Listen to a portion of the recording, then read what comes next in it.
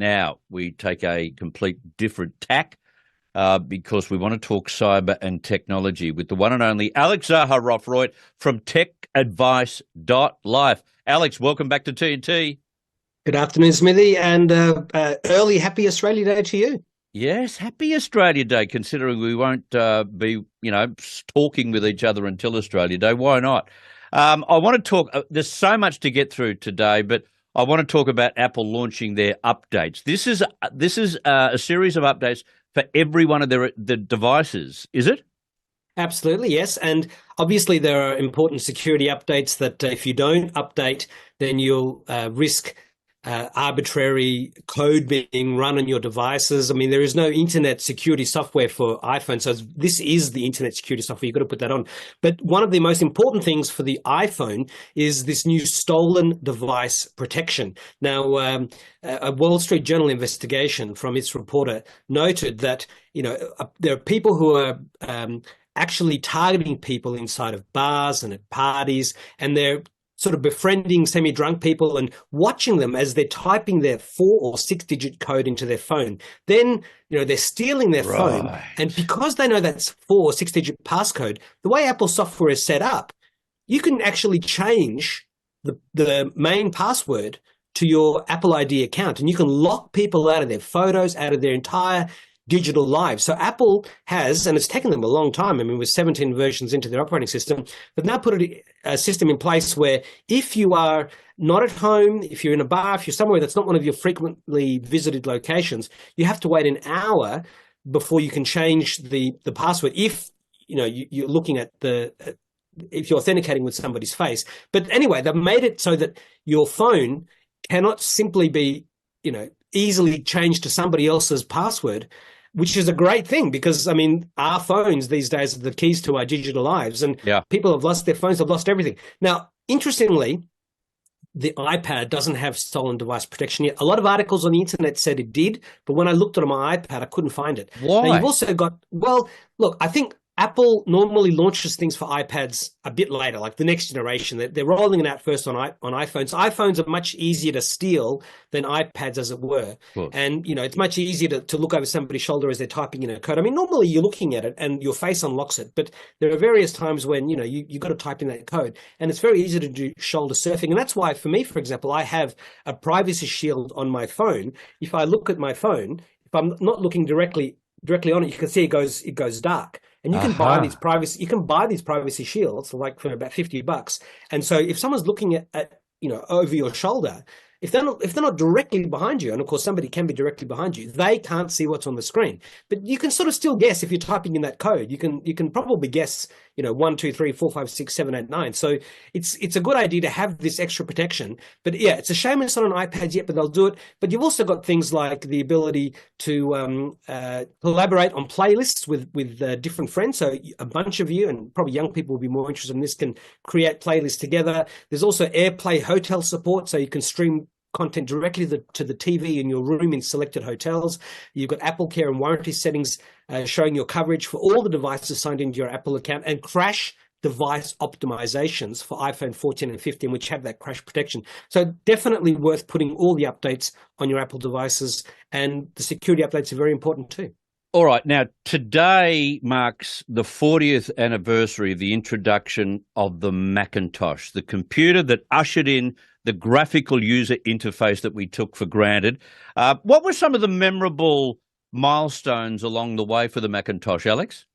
Sure. Well, the number one was in 84, you had the graphical user interface. So this is something that Microsoft copied. This is something that Apple was inspired by Xerox, who in the 1970s had a graphical user interface. They had the Ethernet, they had the mouse, and Apple popularized this so much so that Microsoft wanted to copy it. Then we had in 1997, I think it was, Steve Jobs came back to Apple and he introduced the iMac. The colorful iMac was in all those different candy colors. We had an era where they had the RIP, mix and burn, where you could rip music off CDs. And this was before the iPod had the iTunes music store.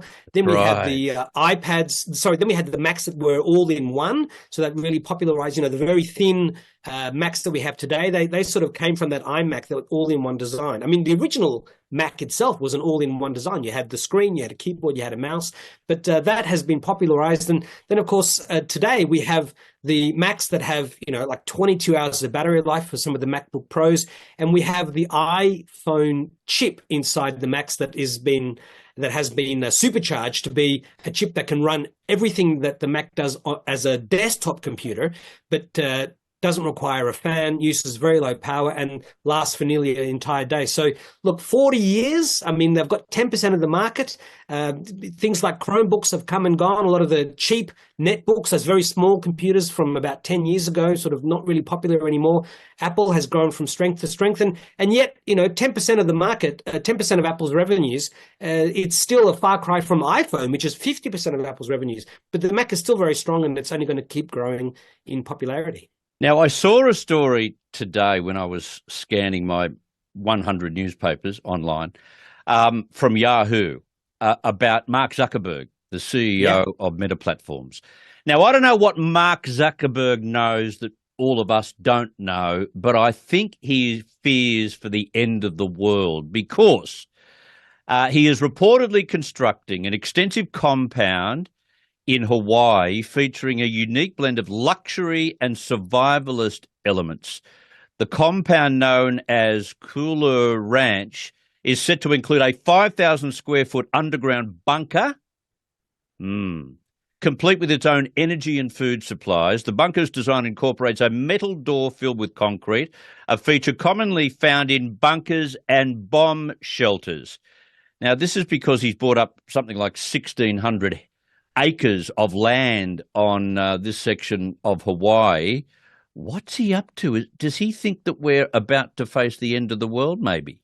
Well, I've read that a lot of billionaires are setting up these bunkers. Why you would do it in Hawaii, which is like on a known fault line, it has a volcano there. I mean, if there was some sort of major schism. I remember that movie 2012, the end of the world, and they were flying, they were going to go to Hawaii. And when they sort of flew over Hawaii in that giant Antonov, all they saw was this eruption because, you're on a fault line. If there's a major global schism, it's going to actually explode. So I don't know how smart it is to build in Hawaii.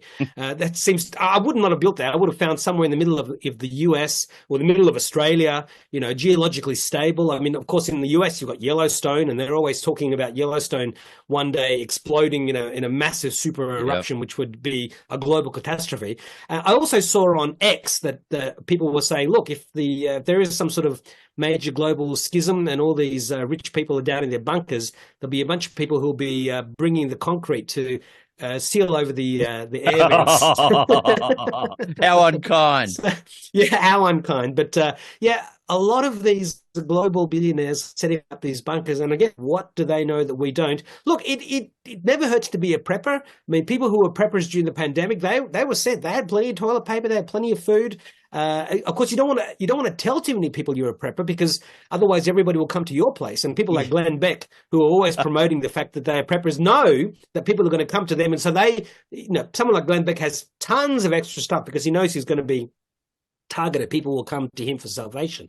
But Hawaii, at least, is far away from a lot of other people. But it's very suspicious that he's spending hundreds of millions of dollars building something that excludes the rest of us. Exactly. All right. We're going to take a break, and then after the break, we've got a few more things to tell our viewers. But in particular, the end of the duopoly between Apple and Android. It's finally being broken. Now, whether you can get access to this third different platform and system is another question. We'll talk about that with Alex right after a break on TNT. Sometimes life can be overwhelming, and suicide may seem like the only way to relieve the pain.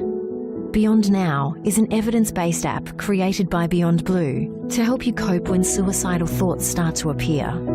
You can use it to create an easy-to-follow plan that is personal to you and includes steps like know your warning signs so you can act early, make your environment safe by removing harmful items, activities you can do or people you can be with to distract yourself from suicidal thoughts, reminders of things that make you feel strong.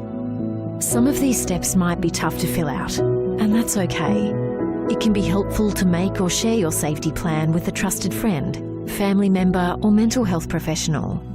You might feel like you're alone, but help is available. If you're worried you can't stay safe, use the red telephone icon to call your emergency contacts. Download the free Beyond Now app today to create your personal safety plan. The Kids Cancer Project funds vital research into childhood cancers. And you fund the Kids Cancer Project. Funding research means giving children back their lives. And who knows what kids with cancer could grow up to do. The Kids Cancer Project. Survival starts with science. Donate now. The Kids Cancer Project. The voice of a changing world. Chris Smith.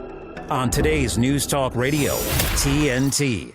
Mike Ryan, the boss here at TNT, has joined the conversation about what Zuckerberg is up to. And he says Hawaii is mostly military. And there are underground defense systems, so that Hawaii will be one of the first targets if we're getting to a war that could lead to the end of the world. This is the absolute wrong place to set up a bunker. Sounds crazy to me. I mean, look, a lot of things that Mark Zuckerberg does are crazy. He's actually also setting up a open source artificial general intelligence. Who's going to trust it, even if it's open source? I mean, if it comes from Zuckerberg, I don't want to know about it. Yes. All right, let's talk about operating systems and things that we know about that could change forever. Huawei is still one of the biggest smartphone vendors in China, and Chinese are very proud of their Huawei against all the Western gizmos. But they've just announced their next operating system will ditch Android completely in China. Now, does this mean the duopoly of Apple or Android is over for the rest of our lives? Well, look, we're yet to see how successful Huawei is going to be. I mean, the current Huawei operating system, if you have a phone from before 2019, you're still using Android with the Play Store. But after Trump did the ban, Huawei was only able to use the open source version of Android, which means it could run Android apps through a third-party store, didn't have access to Google Play. And in China, there's no Google Play anyway. China's banned it. Now, China has also discouraged, if not outright banned, people from using iOS or iPhones in the government. And in China, the people are very, loyal to Huawei, and Huawei wants to have a system that is completely free of Western influence. So they say that their system is 3 times more efficient than Linux, which is the underlying system behind Android, and they're saying that it has the highest of security, that it's very AI friendly, and that it's going to be a system that will be open source, so people around the world, other companies can use it. They're saying they'd like to have 5,000 apps by the end of the year. They've already opened it up to developers, and they'll use this on smartphones, on tablets, on all their devices. It's called Harmony OS Next. They had this launched at a developer conference last week. You can find information about it online. If it's successful, it will break the Android and iOS duopoly. And look, people have tried to break this before. Microsoft tried, and Microsoft's a huge company. They tried with Windows Phone, but that failed. Samsung had a thing called BADA, B-A-D-A, and that at the time, 4, 5, 6, 7, 8 years ago, had more users than Windows Phone. But it's difficult to get people to write apps for your operating system. But if anybody can do it, it's Huawei, in a country with hundreds of millions, if not over 1 billion users. So we will see. But if anybody but it almost becomes an intranet then, doesn't it?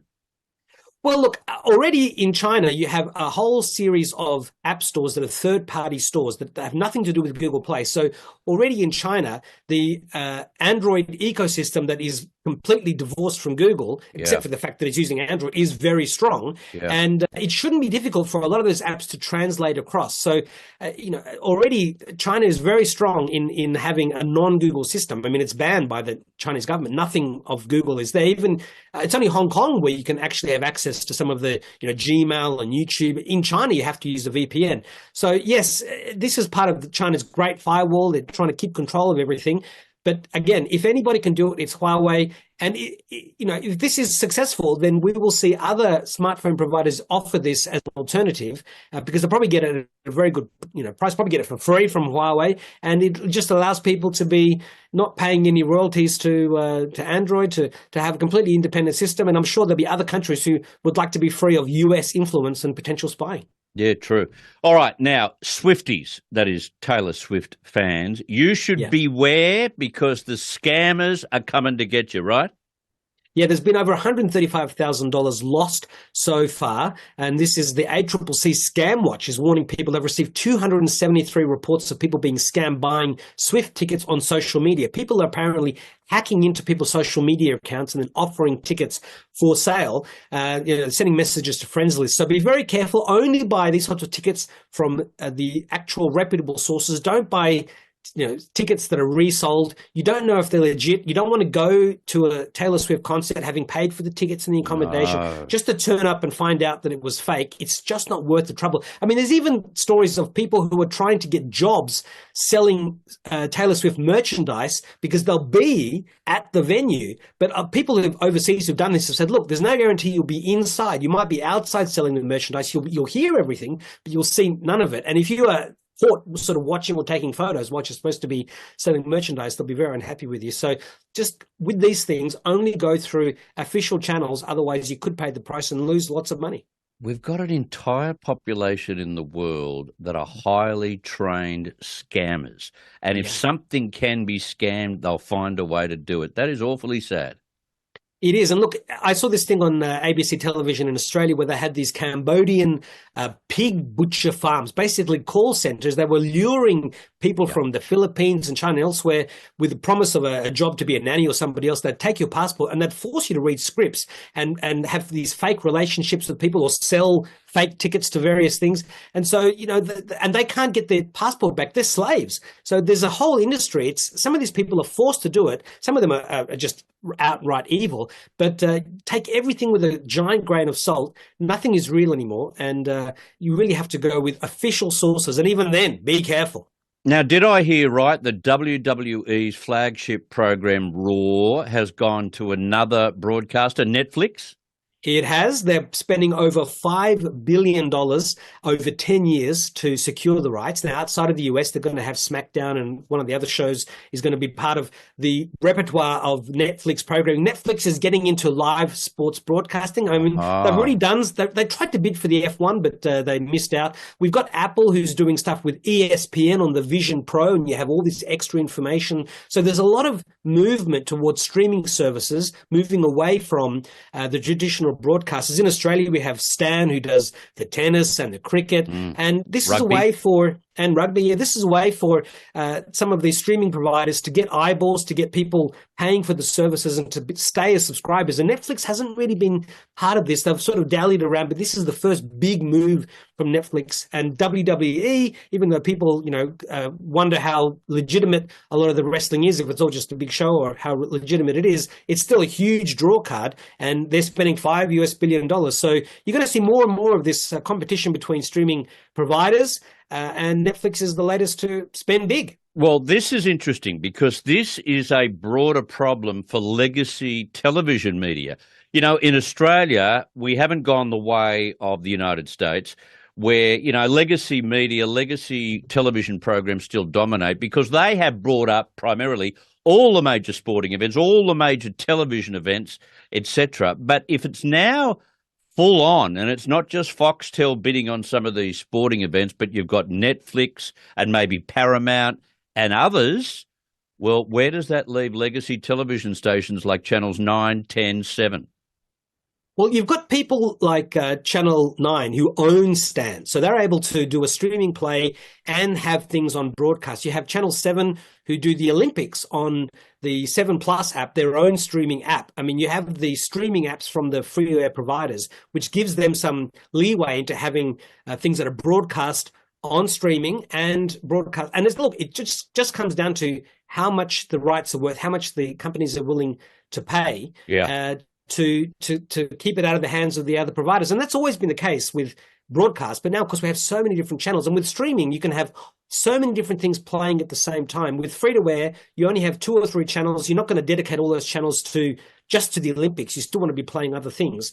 But with streaming, you have a lot more leeway. So hopefully this means more choice for consumers. But the problem is you'll have to subscribe to everything. Amazon Prime, Paramount in the States, you've got Hulu, and it's everything is very distributed, and you'll be flashing the cash to watch everything if that's what you want. And that's not necessarily consumer friendly to the wallet. Now, a quick update on the Vision Pro headset craze. They're going like hotcakes, are they?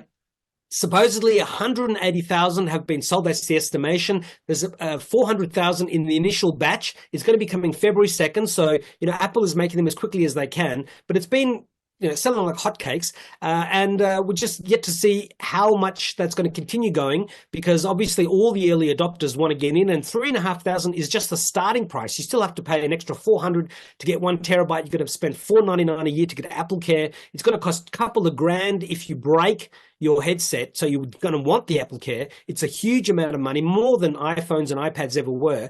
But so far, it's been very positive, and I personally can't wait for it to go global so I can purchase one on a plan. I haven't got $5,000 spare dollars, but I'll be able to pay it off over a couple of years when that's possible. Yeah, well, a lot of people might be in the same boat. Now, tell us about the shipments of used smartphones. This is an area we don't pay too much attention to.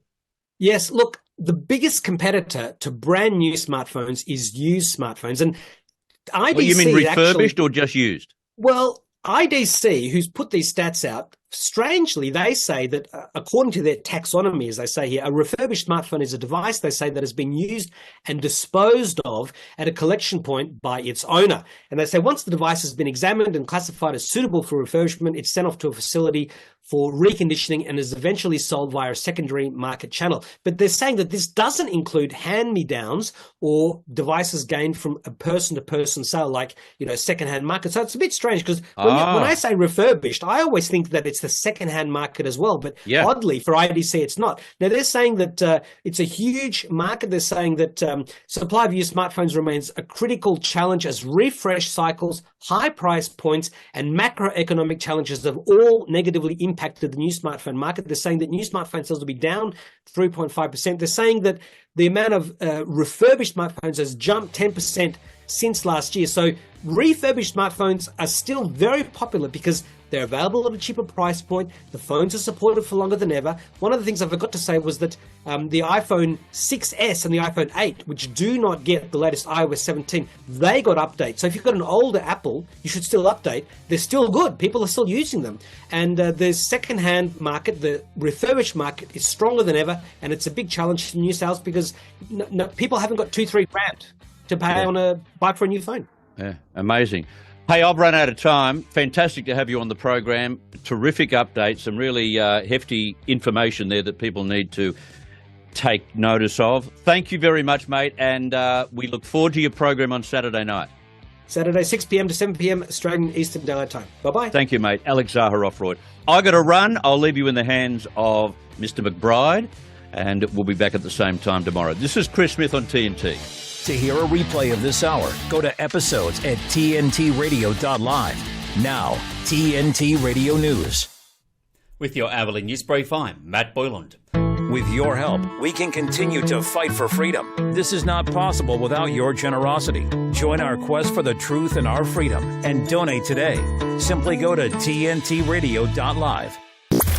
Unbiased information. Honest and forthright. News without the misinformation. It doesn't matter what side you're from. What matters is what you say, the truthfulness behind it. Today's News Talk Radio, TNT.